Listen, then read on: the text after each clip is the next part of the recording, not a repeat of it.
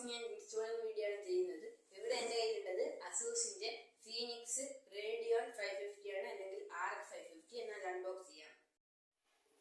ആദ്യം ഇവിടെ ഒരു ലോക്ക് ഉണ്ട്, അത് തുറന്ന് സീൽ നേരത്തെ പൊട്ടിച്ച് വെച്ചതാണ്.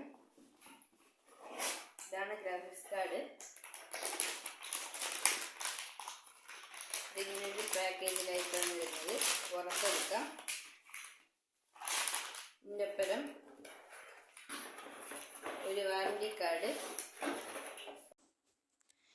ഇവിടെ ഒരു സ്പീഡപ്പ് ഇൻസ്റ്റാളേഷൻ മെനു ഉണ്ട്. ഇത് കുറേ ഭാഷകളിലായിട്ടാണുള്ളത്. പിന്നെ ഒരു താങ്ക് യു കാർഡ് ഉണ്ട്.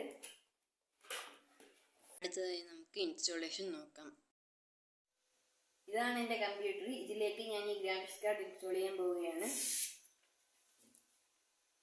HDMI പോർട്ട് ഇതിൻ്റെ പ്രൊട്ടക്ഷൻ ഊരുകയും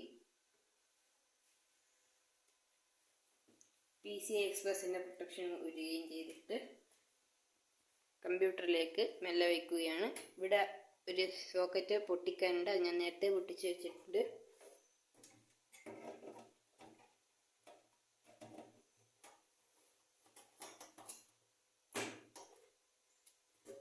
ഇവിടെ ഗ്രാഫിക്സ് കാർഡ് ഇൻസ്റ്റാൾ ആയി തീർന്നിട്ടുണ്ട്. ഇനി ഈ സ്ക്രൂ എടുത്ത് ഇതിലിടണം. വേറെ സ്ക്രൂ എൻ്റെ കയ്യിലില്ല.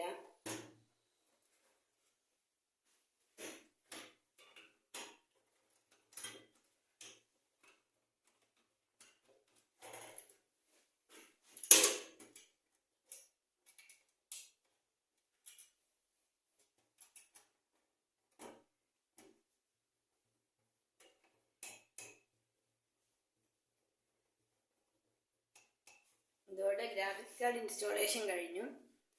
ഇനി ഗ്രാഫിക്സ് കാർഡിലേക്ക് മോണിറ്റർ കണക്ട് ചെയ്യാനായി ഞാൻ ഈ HDMI to VGA കൺവേർട്ടർ ഉപയോഗിക്കുന്നു.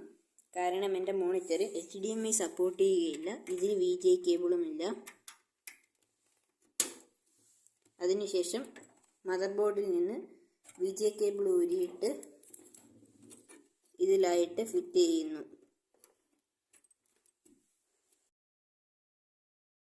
ഇനി കമ്പ്യൂട്ടറിനകത്തുള്ള ഡ്രൈവർ ഇൻസ്റ്റാളേഷനാണ്.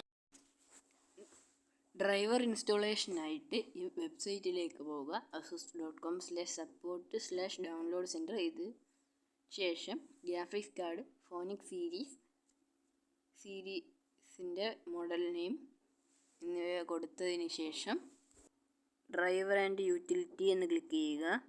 അതോടെ അടുത്തൊരു പേജിലേക്ക് എത്തുന്നതാണ്. ഇവിടെ കുറച്ച് വെയിറ്റ് ചെയ്താൽ താഴെ ഡ്രൈവർ സോഫ്റ്റ്വെയർ കിട്ടുന്നതാണ്. ഇത് ഡൗൺലോഡ് ചെയ്ത് ഇൻസ്റ്റാൾ ചെയ്യുന്നതിലൂടെ ഡ്രൈവർ ഇൻസ്റ്റാളേഷൻ കംപ്ലീറ്റ് ആവുന്നതാണ്.